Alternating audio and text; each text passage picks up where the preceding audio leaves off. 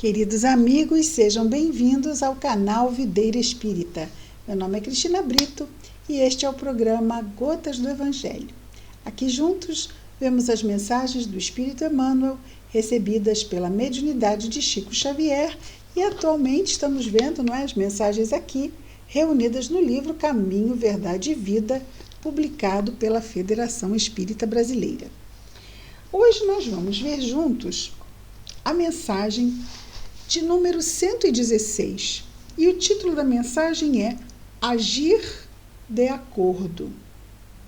Agir de acordo. Agir de acordo com o que a gente sabe. Não é isso? A gente tem que agir de acordo. Agir de acordo é ter bom senso, sem dúvida, em primeira e última instância. Mas vamos ver lá o versículo destacado pelo nosso Emmanuel. Está na carta de Paulo a Tito, no capítulo 1, no versículo 16, diz Paulo: confessam que conhecem a Deus, mas negam-no com as obras, sendo abomináveis e desobedientes e reprovados para toda boa obra. Então, quem? Aqueles que conhecem, mas que efetivamente agem como se não conhecessem. Daí, ele diz no título, agir de acordo. Ou seja, agirmos de acordo com o que conhecemos. No caso, com o que conhecemos do Evangelho, não é?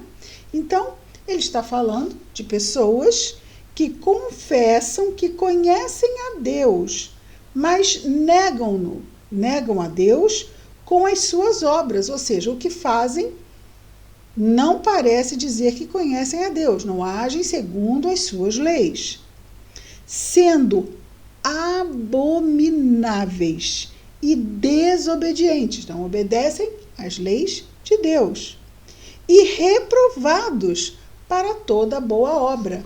Não que a boa obra os recuse, mas eles mesmos, através do livre-arbítrio, escolhendo equivocadamente, se excluem de estar ali, podendo realizar boas obras. E é uma reflexão e também uma advertência, não é? Vejamos então o que nos diz o nosso Emmanuel. O Espiritismo, em sua feição de cristianismo redivivo, e isso é muito importante nós estarmos atentos. O Espiritismo tem a sua feição de cristianismo redivivo, ou seja, a nossa base, o nosso foco da nossa atenção é estarmos seguindo Jesus. O Espiritismo nos ajuda a entendermos melhor o que Jesus nos diz, a ampliarmos e aprofundarmos o nosso entendimento.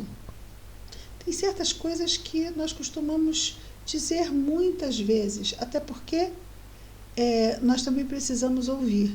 E daí, todo aquele que fala, a primeira pessoa para quem ele fala é ele mesmo, né? Então, porque precisamos muito ouvir. Então, é muito bom estar sempre falando isto. Então, ele vai dizer: o Espiritismo, em sua feição de cristianismo redivivo, tem papel muito mais alto que o de simples campo para novas observações técnicas da ciência instável do mundo. Não é esse o objetivo da doutrina espírita, né? A doutrina espírita, ela nos faz entender realmente onde estamos, por que estamos aqui, qual é o nosso papel nesse mundo, nas nossas próprias vidas, quem nos colocou aqui, não é? E para onde vamos quando sairmos daqui, da onde nós viemos.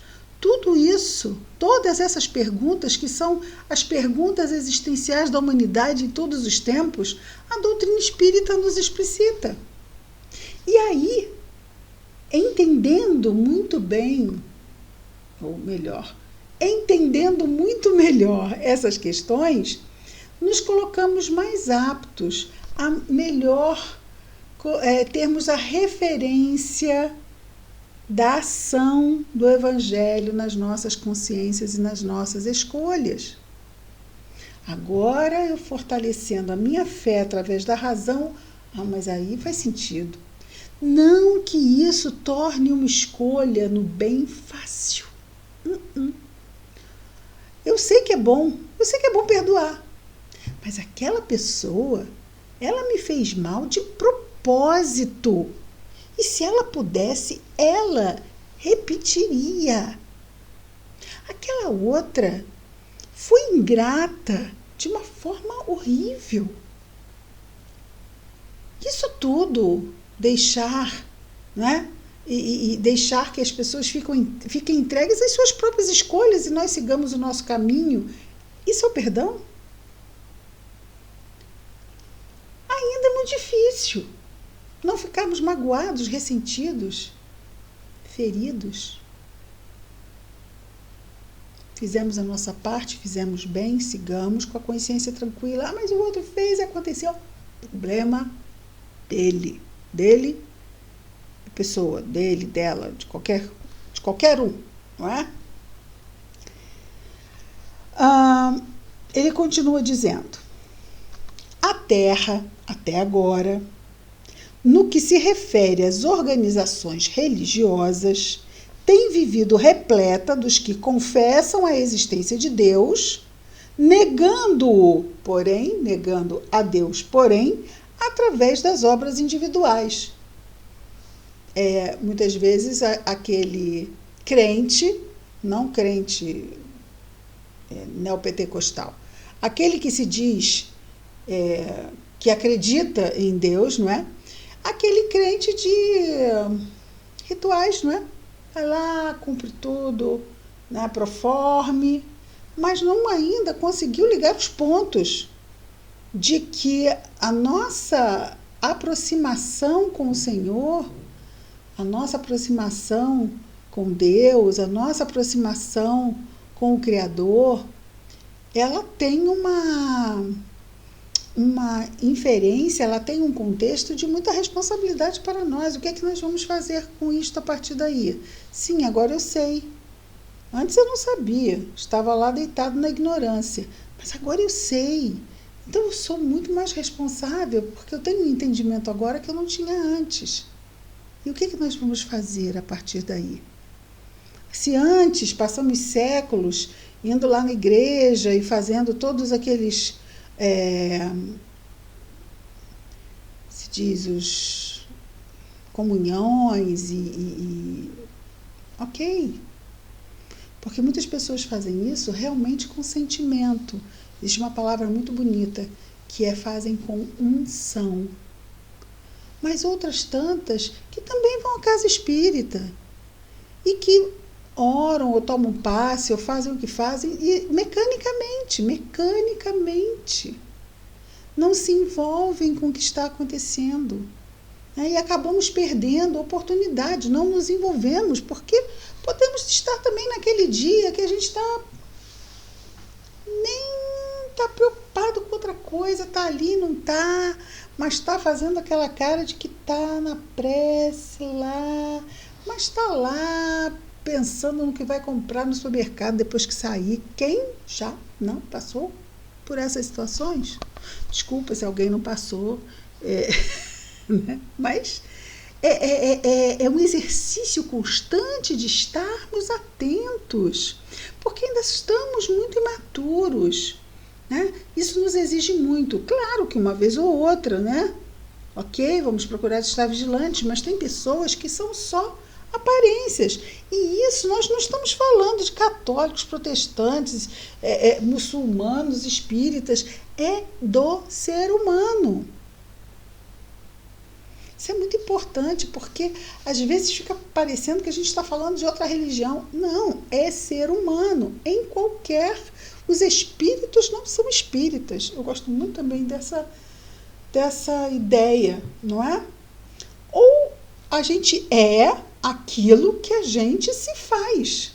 E a gente se faz através das escolhas que a gente tem, né? Isso é que nos coloca num determinado degrau da escala. As nossas escolhas, o uso do nosso livre-arbítrio. Então ele diz aqui que a Terra até agora se refere às organizações religiosas. No que se refere às organizações religiosas, tem vivido repleta dos que confessam a existência de Deus, negando-o, porém, através das obras individuais. O intercâmbio dos dois mundos, visível e invisível, de maneira direta, ou seja, nas reuniões mediúnicas, não é? Objetiva esse reajustamento sentimental para que a luz divina se manifeste nas relações comuns com os homens. Bom, nós temos aí toda essa Bíblia. Essa maneira direta, vou confessar para vocês, que não me ficou muito claro. O intercâmbio dos dois mundos, visível e invisível, de maneira direta. De maneira direta, pode ser tanto de forma sutil quanto de forma ostensiva. Ou seja, o fato em si. Eu acho que fica melhor a gente colocar assim, não é? Então, nós estamos ligados e o intercâmbio se dá a todo momento.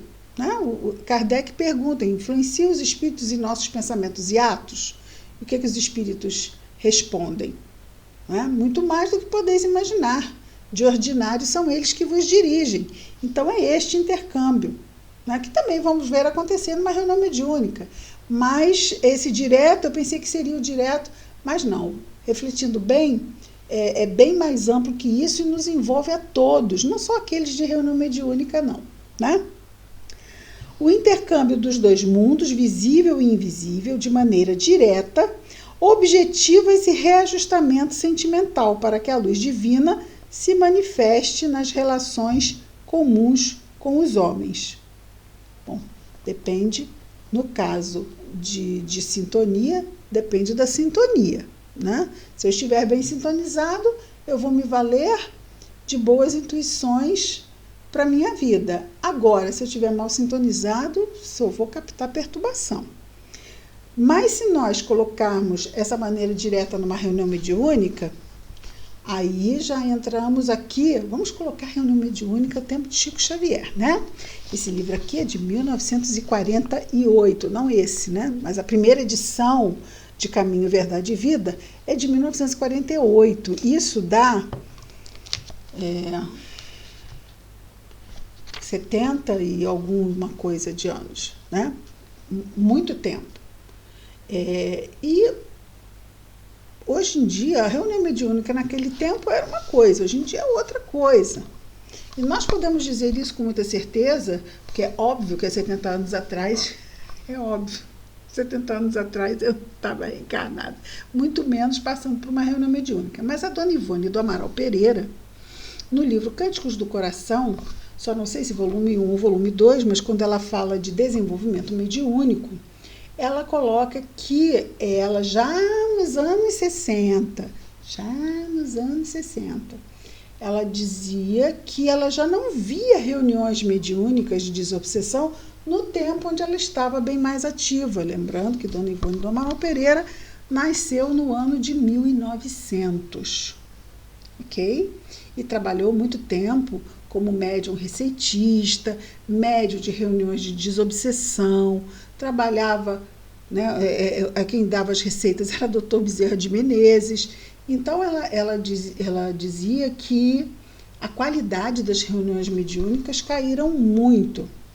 E aí a gente vê, né, que o mundo também, em termos de ambiência e psicosfera, né, está bem diferente do que há 70 anos atrás, onde tudo era muito mais tranquilo. Hoje está muito, muito agitado, né, muito fervendo quase, né? Então ele coloca aqui sobre essa forma de nós recebermos na reunião mediúnica conteúdos que nos ajudam no nosso reajustamento sentimental, para que a luz se manifeste nas relações comuns dos homens. Aí a gente vê livros como esse. Foi recebido uma renoma mediúnica. Esse. Não é maravilhoso? Não nos ajuda? Muita coisa, não é? Os livros, e se Deus quiser adquirir, vamos ver todos os livros de Emmanuel. Vamos ver as mensagens no Gotas do Evangelho, vamos ver de todos os livros da série Fonte Viva. Então nós temos Caminho, Verdade e Vida, temos Vinha de Luz, temos Palavras de Vida Eterna, Fonte Viva e Pão Nosso. Então estamos aí 5 livros, não é isso? E vamos levar uns 5 anos. Não, vamos levar 2 anos e meio. 180 mensagens, são 6 meses, não é? Então vamos levar uns 2 anos e meio aí envolvidos com essas mensagens. E no final, nossa, já o nosso sentimento de gratidão já é tão grande com esse amigo espiritual, que nós antigamente, eu vou confessar para os amigos, eu não me sentia muito próxima de Emmanuel, Publio Lentulus, sabe? Achava ele meio distante, assim, emocionalmente, afetivamente, eu não me sentia muito próxima dele. Mas agora, sinceramente, eu tenho um carinho tão grande por ele. E eu vou confessar a vocês, de 3 meses para cá, eu tenho desenvolvido um carinho tão grande por Emmanuel e uma gratidão tão grande pelas reflexões que eles têm, e os ensinamentos que ele tem nos proporcionado aqui, nessas mensagens, que tem sido realmente uma aventura maravilhosa aqui, compartilhada com os amigos. Vamos voltar aqui à mensagem. Como conciliar o conhecimento de Deus com o menosprezo aos semelhantes? Não dá. Como é que eu vou ter conhecimento de Deus e ser indiferente com a criatura humana? Não combina. Não estou agindo de acordo. As antigas escolas religiosas, à força de se arregimentarem como agrupamentos políticos do mundo sob o controle do sacerdócio, porque era assim, o Estado tinha o rei e tinha a figura da igreja, que tinha tanto quanto mais poder, mandava muito, antigamente. Hoje em dia não, o Estado é laico, não tem mais o poder da igreja e a influência da igreja, mas antigamente a igreja mandava, ela não influenciava, ela mandava. Então, essas antigas escolas religiosas acabaram por estagnar os impulsos da fé, com exterioridades que aviltam as forças vitais do espírito. São exatamente aqueles rituais vazios que não se justifica e não liga A com B. Isso quando nós repetimos seja o que for, quando nós ficamos repetitivos e não nos envolvemos com o que está acontecendo. É isso que ele colocou aqui dos impulsos da fé. Okay? E também estamos fazendo uma coisa ali mecânica, quando saímos, estamos envolvidos com a nossa fraternidade universal? Eu quero ir para o céu, eu quero salvação. Mas como é que eu faço isso? Eu já aceitei Jesus. Faço assim? É fácil assim? É só dizer? Presente. Só isso. Faz muito sentido, né? E também não adianta a gente mostrar carteirinha de espírita. Né? Eu fui dirigente. Chegar do outro lado, assim, fui dirigente espírita. Eu fundei casa espírita. E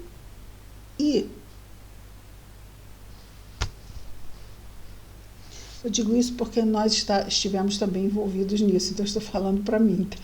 Sobre a questão de fundar casa espírita. Não tem nada a ver com qualquer outra pessoa que tenha fundado casa espírita. Estou falando da minha própria história. Porque às vezes a gente tem que explicar, né? E ele conclui dizendo o seguinte: a doutrina consoladora da sobrevivência e da comunicação entre os habitantes da Terra e do infinito, ou seja, a doutrina espírita, com bases profundas e amplas no Evangelho, floresce entre as criaturas com características de nova revelação, para que o homem seja, nas atividades vulgares, ou seja, nas atividades do dia a dia, real afirmação do bem que nasce da fé viva. E aqui, então, seria mesmo a fé raciocinada, fortalecida, porque entende no que realmente está acreditando. Isso, em tese, daria mais força a essa fé, a fé raciocinada. Porque eu digo em tese, por quê? Porque às vezes a gente está falando, mas a gente não está vendo o coração de ninguém. O que a gente tem que ver é o nosso coração. O nosso coração. E cuidarmos muito bem para que aquilo que estamos entrando em contato com o nosso entendimento possa ser também trazido à ação. Né? Estávamos vendo hoje uma história de Pontos e Contos que dizia que Jesus dizendo que era importante tirar as lições guardadas no santuário do coração e levá-las à oficina das mãos. Achei fantástica essa fala. Também um livro recebido pela mediunidade de Chico Xavier, mas o espírito é Irmão X, Humberto de Campos. Muito bem. Então, só encerrando. Encerramos.